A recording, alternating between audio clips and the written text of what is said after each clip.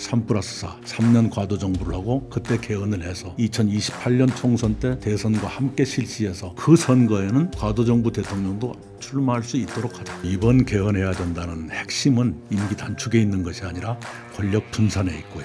여소야대는 대통령으로서 굉장히 힘든 환경이죠. 더구나 윤석열 대통령처럼 경험한 것이 검사 경험뿐이다. 이런 분한테 여소야대를 관리하라는 건 대단히 어려운 숙제였을 거예요. 대통령의 숙명이죠. 어디 가나 환영하는 사람보다는 비판하는 사람들의 모습이 더 자주 보인다라거나. 그런 거 가지고도 그러는 게 윤 대통령이 이상한 부분이라고. 평생을 검사만 했기 때문에 네. 그런 걸 견디기가 힘들었는지도 몰라요. 조기 대선으로 선출된 대통령은 3년 임기에 과도 정부로 두자는 의견이 지금 많은 상태입니다.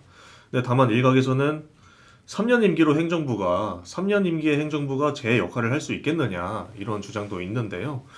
이 조기 대선으로 수립될 정부는 불가피하게 과도 정부가 될 수밖에 없다고 보십니까? 이제 이런 거지요. 과도 정부라는 것은 처음부터 지금부터 과도 정부로 가자가 아니라 원래는 개헌 추진론자들이 생각하기에 가장 좋은 것은 지금 개헌을 해서 이번 조기 대선부터 새 헌법에 따라서 새로운 정부가 출범하도록 하자.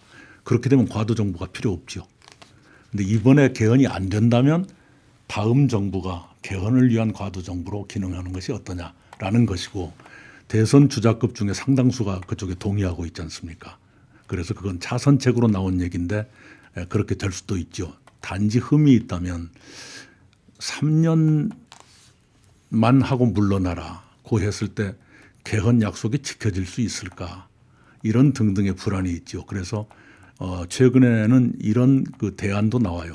3+4, 3년 과도 정부를 하고 그때 개헌을 해서 2028년 총선 때 대선과 함께 실시해서 그 선거에는 과도 정부 대통령도 출마할 수 있도록 하자.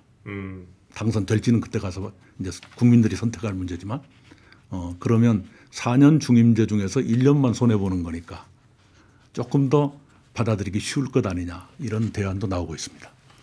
그 권력의 특성상 그 과도 정부의 대통령이 어떻게 마음이 바뀔지 좀 믿을 수 없다는 좀 그럴 그런 수도 취지인가요? 있고, 그럴 수도 있고 3년이 너무 짧지 않느냐, 그런 의견도 있을 수 있죠. 그래서 그런 의견까지를 흡수하기 위해서 나온 대안이 3+4 이겁니다. 알겠습니다.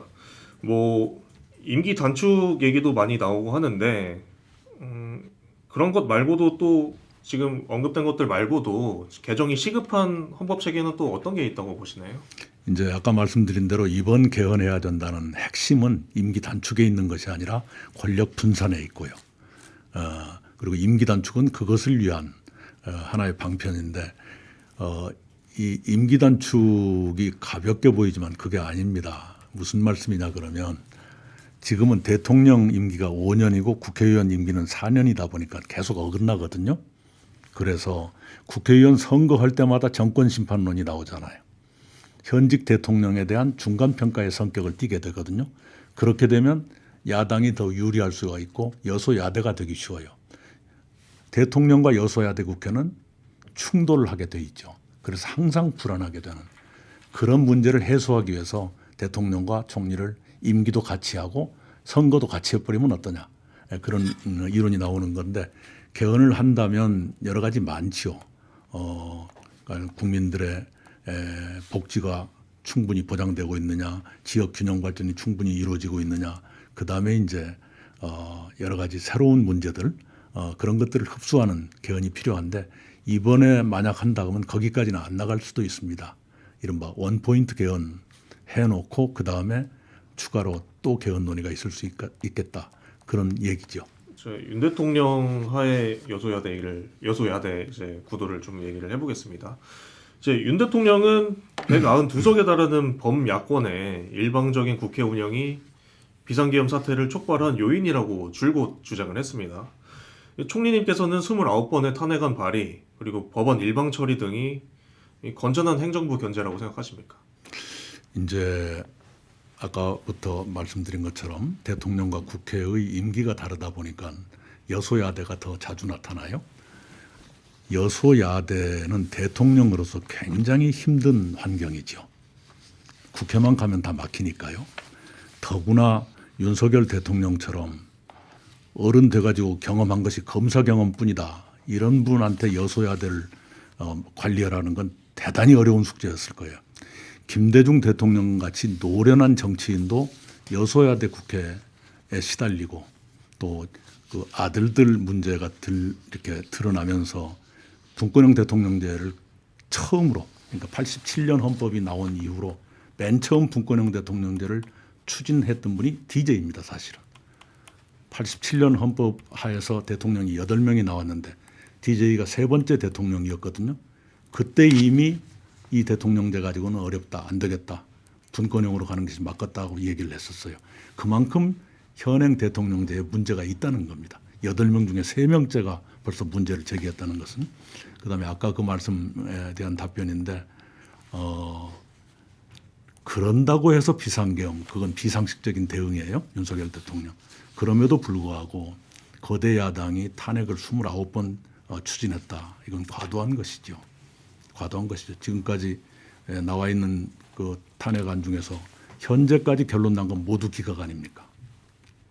앞으로 어떻게 될지 모르겠지만 그건 과도했다는 증거지요.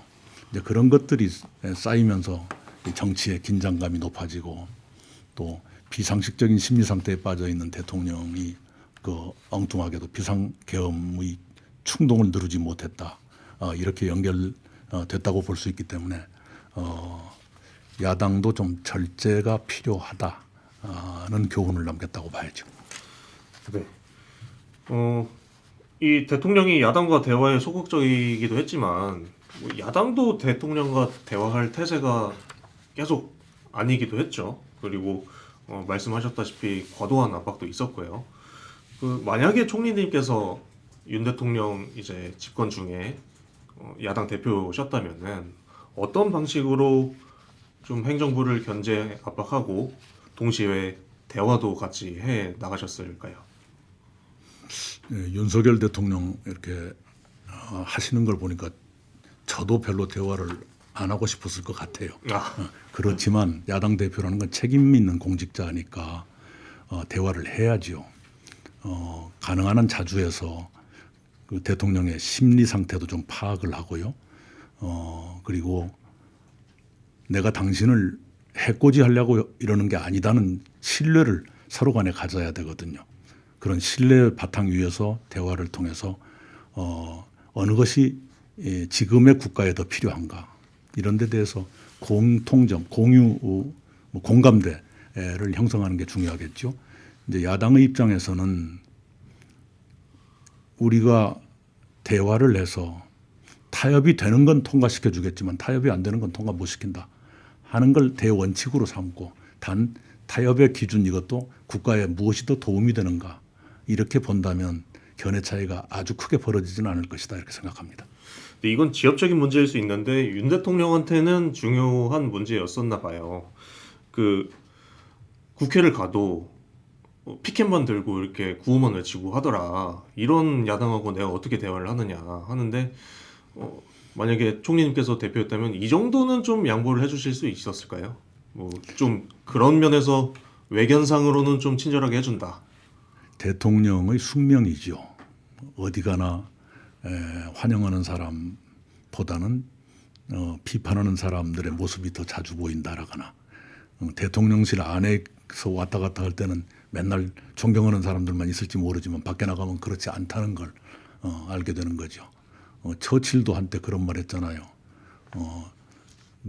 미국 누군가가 처칠한테 많은 백성들이 막 박수 치는 걸 보니까 당신 인기 좋네요. 그러니까 처칠이 이랬잖아요. 내가 교수형에 처해지면 더 많은 사람이 박수 칠 거다고. 그런 것이 지도자의 숙명이라고 봐야죠. 그런 거 가지고도 그러는 게 윤 대통령이 이상한 부분이라고 평생을 검사만 했기 때문에 네. 그런 걸 견디기가 힘들었는지도 몰라요.